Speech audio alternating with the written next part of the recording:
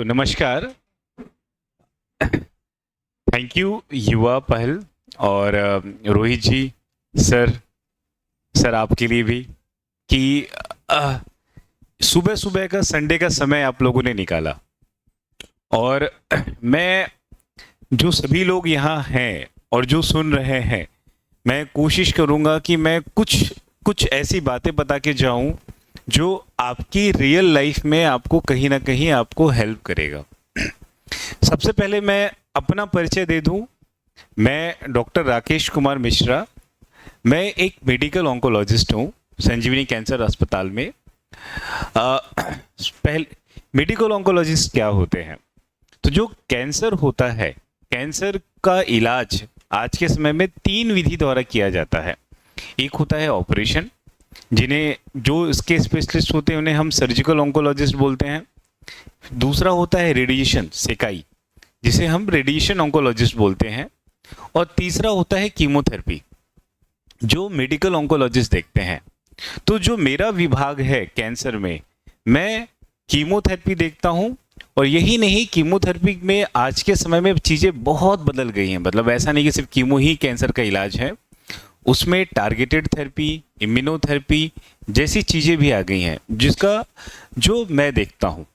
तो targeted therapy, थोड़ा सा मैं मेरी फील्ड के बारे में जान लीजिए, क्योंकि आप सब लोग जो है एक प्रिपरेशन वाले फील्ड में है।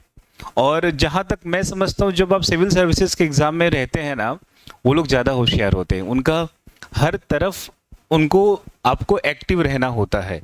मतलब ऐसा नहीं कि आप सिर्फ सब्जेक्ट, इस मामले में हम लोग लकी हैं, हम डॉक्टर हैं, हमें सिर्फ डॉक्टरी को ही समझना रहता है। पर जो सिविल सर्विसेज की तैयारी करते हैं उनको सोशल, मेडिकल, हर चीज़ों के बारे में एक थोड़ा थोड़ा आइडिया होना चाहिए। तो कैंसर में जैसे एक समय में ये माना जाता था कि कीमोथेरेपी से ही बीमारी को ठीक किया जा सकता था। और कीमोथेरेपी के बारे में बोलते थे कि ये कीमोथेरेपी जो है बहुत ही हार्ड दवाई है, बाल झड़ता है, बहुत दर्द होता है। मतलब मिथक ये भी है कि इतना दर्द होता है कि लोग सुसाइड कर लेते हैं, कई बार कूद जाते हैं। मतलब ये तक मैंने, और ये मैं नहीं, ये मुझसे मेरे मरीज बोलते हैं कि सर ऐसा होता है क्या? बिल्कुल ऐसा नहीं होता है। चीज़ें बहुत बदल गई हैं आज के समय में। कीमोथेरेपी पेनलेस प्रोसीजर है। सिर्फ जैसे आप आईवी फ्लूइड्स यूज़ करते हैं, बस वैसे ही आईवी फ्लूइड्स के में वो इंजेक्शन को डाल के दिया जाता है। कोई तकलीफ नहीं होती है, कोई पेन नहीं होता है। और बहुत सारी दवाइयों में बाल भी नहीं झड़ता है। कुछ दवाइयों में हेयर फॉल होते हैं, जो भी रिवर्सिबल हेयर फॉल होते हैं। मतलब जैसे ही बाल झड़ना बंद हो गया तो कीमो खत्म हुआ, बाल सारे वापस आ जाते हैं। और बहुत सारी ऐसे कीमो होते हैं जिसमें हेयर फॉल होता ही नहीं है। तो ऐसा नहीं है कि कीमो दिया है तो मतलब हेयर फॉल होना ही होना है। उसके अलावा कीमो के कुछ साइड इफेक्ट्स होते हैं। कीमो के साइड इफेक्ट्स हमको ये बताते हैं कि कीमो शरीर पे काम भी कर रहा है। जैसे अगर किसी को हेयर फॉल होता है और उस दवाई से हेयर फॉल हो रहा है, तो मतलब वो दवाई मरीज के शरीर पे वर्किंग है। और कीमो करता क्या, जैसे सर ने बताया कैंसर क्या है, तो कैंसर है rapidly dividing cells in body, जो रैपिडली डिवाइड कर रहे हैं। अब होता क्या है कि जो कीमो होता है वो ब्लड के थ्रू जाता है और पूरे बॉडी में जाता है। तो उसे ये नहीं पता होता है कि ये नॉर्मल डिवाइडिंग सेल है या फिर एक रैपिडली डिवाइडिंग कैंसर सेल है। और यही रीजन है कि हमें साइड इफेक्ट भी देखने को मिलता है। साइड इफेक्ट क्यों मिलता है? क्योंकि हमारे बॉडी में जो रैपिडली डिवाइडिंग सेल्स होते हैं वो अफेक्टेड होते हैं। जैसे बाल ग्रो करता है। ग्रो क्यों करता है? क्योंकि वो डिवाइड कर रहा है ना। आपकी म्यूकोसा मतलब जो हमारे जो अंदर की लेयर होती है उसको हम म्यूकोसा बोलते हैं, जो मुंह से लेकर पूरे लेटरिन के रास्ते तक होती है। तो ये भी चेंज होती रहती है हर 3-4 दिन पे। तो ये भी डिवाइड होती है, तो ये डिवाइड होती है, तो ये भी अफेक्टेड होती है। जब हम कीमो देते हैं तो हमको छाले मिलते हैं, उल्टियाँ मिलती हैं, पतला दस्त हो सकता है। तो ये सब साइड इफेक्ट होते हैं। ये इसलिए होते हैं क्योंकि दवाई आपके शरीर पे काम कर रही है। और आज के समय में हर साइड इफेक्ट्स के लिए मैनेजेबल है। हर चीज की दवाइयां हैं। उल्टी की दवाई है, छाले की दवाई है, पतला दस्त की दवाई है। तो ये side effects manageable side effects होते हैं। फिर आता है टारगेटेड थेरेपी। टारगेटेड थेरेपी क्या होता है? टारगेटेड थेरेपी होता है, एक था जलियांवाला बाग कांड, तो वो कीमोथेरेपी था। मतलब उसने नहीं देखा, उसने बस बंदूक घुमाया और मार दिया सबको। वो नहीं देख रहा है कौन नॉर्मल है, कौन अच्छा इंसान है, कौन बुरा इंसान है, वो बस सबको मार रहा है। वो कीमोथेरेपी है। टारगेटेड थेरेपी मतलब शूटर जो बिल्कुल पिन पॉइंट कर रहा है। सेम चीज कैंसर में भी होती है। कैसे होती है?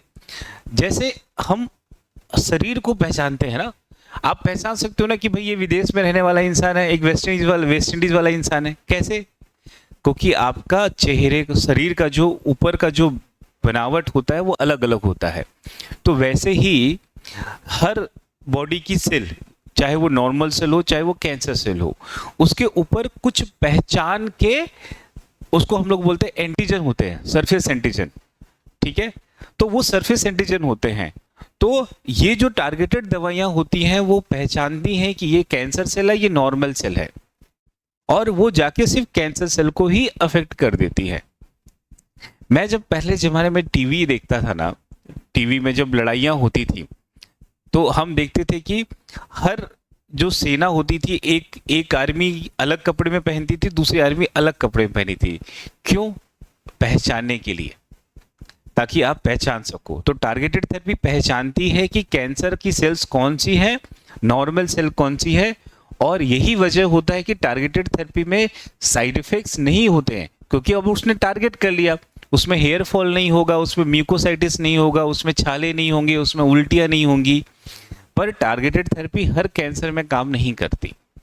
आपके कुछ कैंसर में वो टारगेट होना चाहिए। मैंने कहा एंटीजन, मतलब उस कैंसर सेल पे वो एंटीजन होगा तभी वो काम करेगी। जैसे ब्रेस्ट कैंसर में एक वेराइटी होती है जिसे हम लोग बोलते हैं HER2 वेराइटी।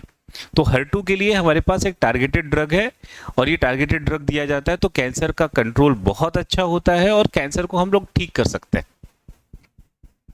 फिर बात आती है इम्यूनोथेरेपी के बारे में। तो टारगेट इम्यूनोथेरेपी क्या होता है? हम लोग सुनते हैं कि आप अच्छा खाना खाएं, आपकी इम्यूनिटी बढ़ेगी, है ना? तो इम्यूनोथेरेपी जो है वो कैंसर को फाइट नहीं करता, हमारा इम्यूनिटी जाके कैंसर को फाइट करता है। अब पूछिए कैसे? इम्यूनिटी हमारा इतना इफेक्टिव है, हम क्यों नहीं सुनते कि बगल में कैंसर हो गया, बगल में कैंसर हो गया? क्यों? हमारी इम्यूनिटी की वजह से। हमारे बॉडी में इम्यून सिस्टम होता है, जैसे वो वायरस को पकड़ लेता है, जैसे वो बैक्टीरिया को पकड़ लेता है, वैसे ही वो कैंसर को भी पकड़ता है। हमारे बॉडी में कभी भी अगर कोई कैंसर डेवलप हो रहा है तो वह हमारी इम्यूनिटी के पकड़ में आ जाता है, और वो इम्यूनिटी उसको पकड़ के उसको मार देती है। और यही रीजन है कि ज्यादातर लोगों को कैंसर नहीं हो पाता है। फिर जिनको कैंसर है उनको हुआ, वो कैसे हुआ? वो इसलिए हुआ कि कैंसर बहुत बदमाश होता है।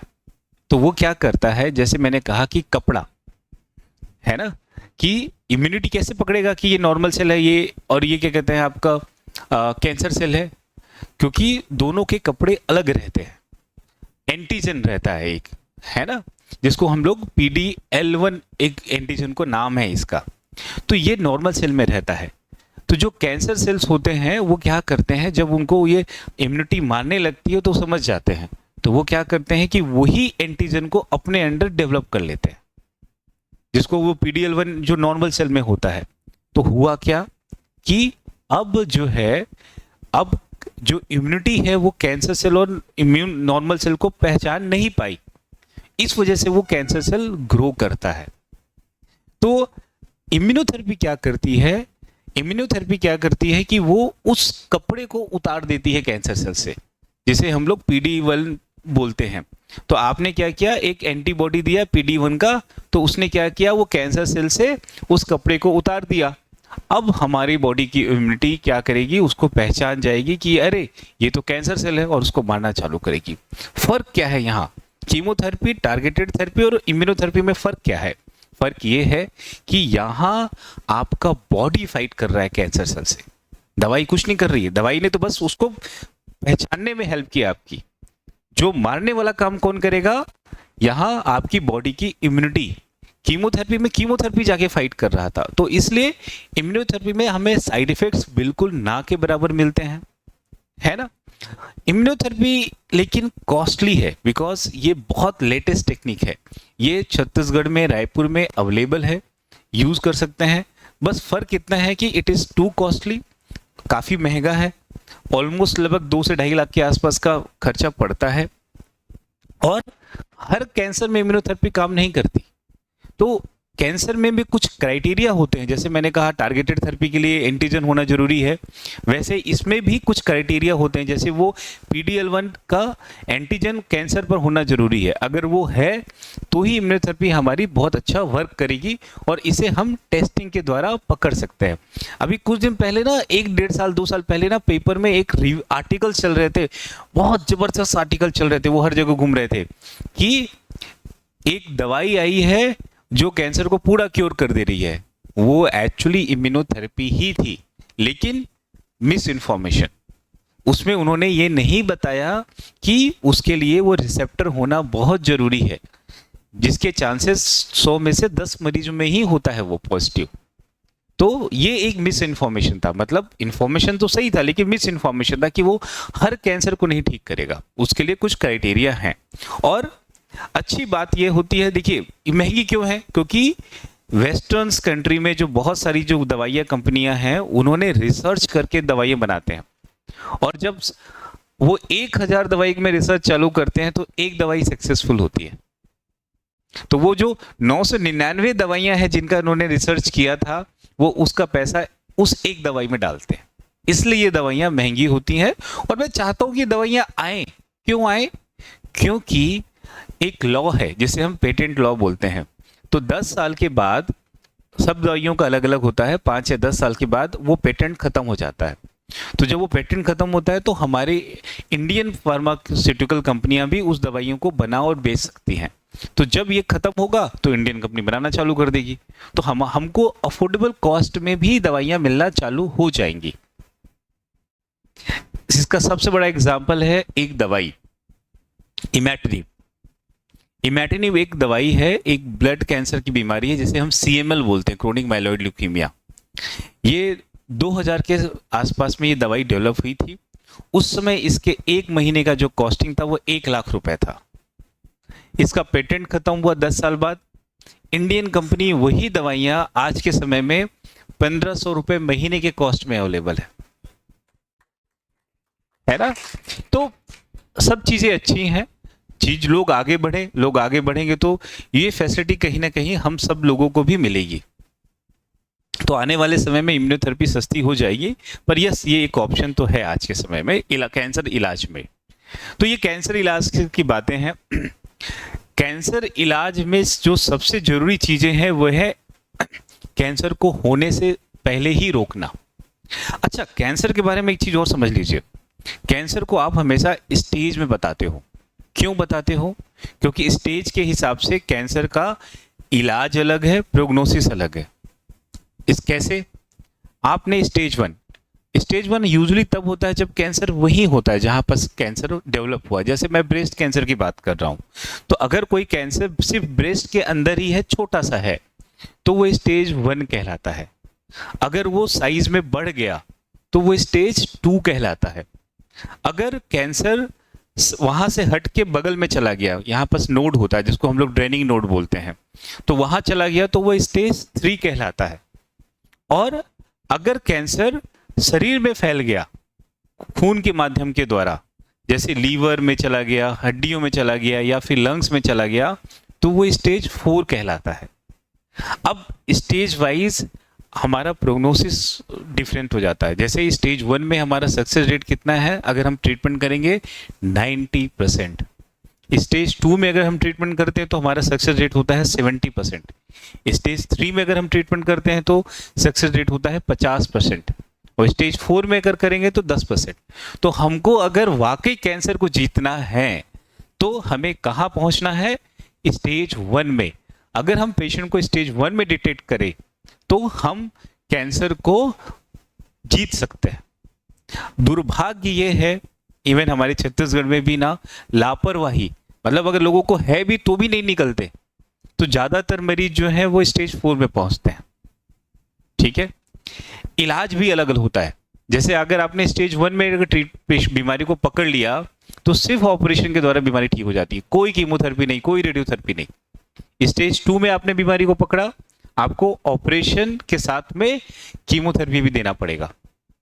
अगर आपने स्टेज 3 में पकड़ा तो आपको ऑपरेशन, कीमोथेरेपी, रेडियोथेरेपी तीनों लगेगा। और स्टेज 4 में पहुंचा, बीमारी को पकड़ा, तो उसमें फिर बीमारी पूरे शरीर में फैल गई है, तो ऑपरेशन और रेडियोथेरेपी नहीं कर पाते, फिर उसे कीमोथेरेपी, टारगेटेड थेरेपी और इम्यूनोथेरेपी के द्वारा ही ठीक किया जाता है स्टेज 4 की बीमारी को। क्योंकि कैंसर को ऑपरेशन करने का फायदा तभी है जब आप पूरा निकाल सको। अगर आपने एक जगह निकाल दिया, एक जगह छोड़ दिया, तो उसका कोई फायदा नहीं है, क्योंकि ये रक्त बीज जैसा होता है। रक्त बीज राक्षस का नाम सुना है? तो उसमें क्या होता था कि अगर एक बूंद उसकी गिर गई जमीन पर तो वो फिर से राक्षस बना लेता है। सेम कैंसर होता है, अगर कैंसर को हमने छोड़ दिया तो वो फिर से उतना ही बड़ा ट्यूमर बना देगा। तो हमने ये समझा कि स्टेज 1 में इलाज अच्छा हो सकता है, 90% सक्सेस रेट है। तो अगर हमें कैंसर को जीतना है तो हमारे लिए जरूरी है कि हम कैंसर को स्टेज 1 में पकड़ लें, या तो हम कैंसर को होने ही ना दें। ये दो चीजों को आप कैसे कर सकते हो? ये दो चीजों को कर सकते हो आप दो टेक्निक के द्वारा, जिसको आपको जानना चाहिए ऐसे। और क्योंकि सिविल सर्विसेज इस चीज को, सर्वेंट इसको फॉलो करते हैं। एक होता है प्रिवेंशन और दूसरा होता है स्क्रीनिंग। प्रिवेंशन के प्रोग्राम गवर्नमेंट रन करती है नेशनल कैंसर कंट्रोल प्रोग्राम के द्वारा। तो प्रिवेंशन क्या होता है? प्रिवेंशन होता है कि कैंसर को होने से पहले ही रोक दिया जाए। कैसे कर सकते हैं? बहुत सिंपल तरीका है, क्योंकि कैंसर के कुछ ना कुछ कारण हैं। वो कारण क्या क्या है? पहला, टोबैको, अल्कोहल, ये इतने खतरनाक कारण हैं कैंसर के कि 18 प्रकार के कैंसर जो होते हैं वो टोबैको की वजह से होते हैं। 18 प्रकार के। हम सोचते हैं कि मुंह का कैंसर होता है, नहीं, मुंह का कैंसर होता है। उसके अलावा आपने मुंह से खाया तो गले के अंदर जब गया वो उसके जो लिक्विड, तो गले का कैंसर हुआ। स्टमक में गया वो पचाने के लिए, तो स्टमक का कैंसर हुआ। लीवर में गया तो लीवर का कैंसर हुआ। फिर क्या कहते हैं, वो पेशाब की थैली से बाहर निकलेगा यूरिन के थ्रू, तो पेशाब की थैली का कैंसर होगा।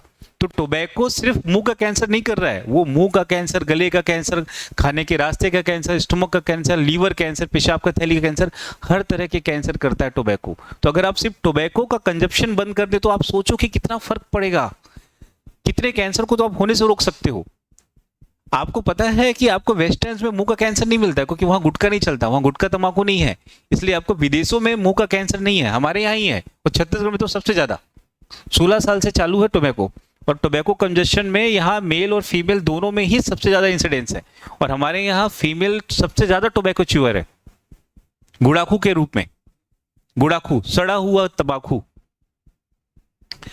तो टोबैको को अगर आपने कंजप्शन रोका, आपने 18 कैंसर को रोक सकते हो आप। इससे हेल्थ इकोनॉमी पर भी बहुत फर्क पड़ेगा, क्योंकि वो वेस्टेज ऑफ मनी है। आप जो पेशेंट्स के ट्रीटमेंट में खर्च हो रहा है, कई गवर्नमेंट एड मिल रहा है, आयुष्मान से पैसा मिल रहा है, लेकिन अल्टीमेटली तो वो पैसा है, तो आप गवर्नमेंट की भी हेल्प करोगे, क्योंकि आप पैसे गवर्नमेंट के बचा सकते हो। फिर बात करते हैं स्मोकिंग। स्मोकिंग में पता है आपको, एक धुएं में कितने केमिकल्स होते हैं? 6000 केमिकल्स होते हैं। 6000 केमिकल एक धुएं में। और उसमें 70 ऐसे केमिकल होते हैं जो कैंसर कॉज कर सकते हैं। 70 केमिकल ऐसे होते हैं जो कैंसर कॉज कर सकते हैं। और यही नहीं, मैं तो आप कैंसर की बात कर रहे हो, स्मोकिंग पता है क्या करता है? कार्डियक प्रॉब्लम क्रिएट करेगा, रेस्पिरेटरी प्रॉब्लम क्रिएट करेगा, ब्रोंकाइटिस कराएगा, इनफर्टिलिटी भी कराएगा। मैं अभी कुछ दिन पहले बात चल रही थी कि छत्तीसगढ़ में ना मतलब आजकल बहुत सारे आईवीएफ सेंटर्स आ रहे हैं। क्यों? आप पहले नहीं था ये चीजें। ये क्यों आ रहा है? यही नशा, ये नशा जो है वो आपका फर्टिलिटी को भी अफेक्ट कर रहा है। तो नशा हर जगह से खराब है, तो स्मोकिंग खराब चीज है। अल्कोहल क्या होता है? वो एक तो कड़वा, ऊपर से नीम चढ़ा। एक कहते हैं ना करेला, और कहते है ना दूजा नीम चढ़ा, सेम चीज अल्कोहल होता है। तो जब टोबैको और अल्कोहल एक साथ मिल जाते हैं ना, तो ये आपको कैंसर के चांसेस को और बढ़ा देते हैं। और आप इसको चाहे जो भी बोलिए, कि जो अगर ड्रिंक और स्मोकिंग करता है वो दोनों चीजों को एक साथ ही करता है, उनको और मजा आता है ड्रिंक और स्मोकिंग एक साथ करने में। और यही चीज लाइफ में ना, एक चीज मैं बोलूंगा, मतलब इट इज अदर देन, जो भी चीज बुरी होती है ना वो हमें बहुत अच्छी लगती है। बहुत अच्छी लगती है, मतलब है ना। आप एग्जाम्पल देख लो, खाने पीने से लेके हर चीज देख लो, मतलब आपको जो बुरी चीजें ही अच्छी लगेंगी, ये रूल है। और ये क्यों है? ये आपके संयम को टेस्ट करने के लिए है कि आपका संयम कितना मजबूत है। और जो जो संयमित लोग होंगे वो अपनी लाइफ को बहुत अच्छे से जीते हैं। हम सोचते हैं जो सक्सेसफुल इंसान होते हैं वो बहुत ऐश से रहते हैं, नहीं, वो बहुत ज्यादा संयमित रहते हैं। आप एग्जाम्पल देख लो, विराट कोहली, अक्षय कुमार, ये सब ऐसे एग्जाम्पल है जिन्होंने अपने लाइफ स्टाइल को ना, उनके पास सब कुछ है लेकिन वो उस लाइफ स्टाइल को जीने के लिए उन्होंने अपने आप को संयमित किया है। मैंने सुना है कि, मुझे नहीं पता सच्चाई क्या है, लेकिन उनका डाइट चार्ट, उनकी चीजें, हर चीजें जो है बिल्कुल फिक्स रहती हैं। इवन आप अगर आप किसी बॉलीवुड हीरो हीरोइन को भी अपना रोल मॉडल मानते हो, वो भी उनको पता है कि उनको क्या करना है लाइफ, उनको पता है कि उनका लाइफ का सक्सेस उनका चेहरा और फिटनेस है, तो वहां वो कंप्रोमाइज नहीं करते। आप उनके डाइट चार्ट को देख लो, वो आपको रोड में गुपचुप खाते हुए नहीं दिखेंगे, समोसे खाते हुए नहीं दिखेंगे। लाइफ को उन्होंने अपने आप को संयमित बनाया, तो ये जरूरी है। फिर हम बात करते हैं, हम थे अभी प्रिवेंशन में। प्रिवेंशन में एक और चीज आती है, ओबेसिटी, मोटापा। मोटापा भी कैंसर का बहुत बड़ा कारण है। जैसे आपका ये है, क्या कहते हैं, आपका जो लीवर, ये breast cancer, uterine cancer, kidney cancer और कोलन कैंसर, ये सारे कैंसर जो है मोटापे से रिलेटेड है। तो इसी वजह से, और मोटापा हमारे यहाँ बढ़ रहा है, मतलब ओबेसिटी इंडिया में आने वाले टाइम में एक बहुत बड़ा प्रॉब्लम है। और ये रीजन आप कभी नोटिस करना, ठीक है ना। कितने लोग यहाँ जाके क्रिकेट खेलते होंगे कभी? चलो कम से कम यार खेल रहे हो, मतलब डेली खेलते हो, है ना। पर ये खराब हैबिट है हमारे पास। आप चाहे कुछ भी करो, आपके पास 30 डेज का एक आउटडोर एक्टिविटी होना चाहिए, है ही नहीं।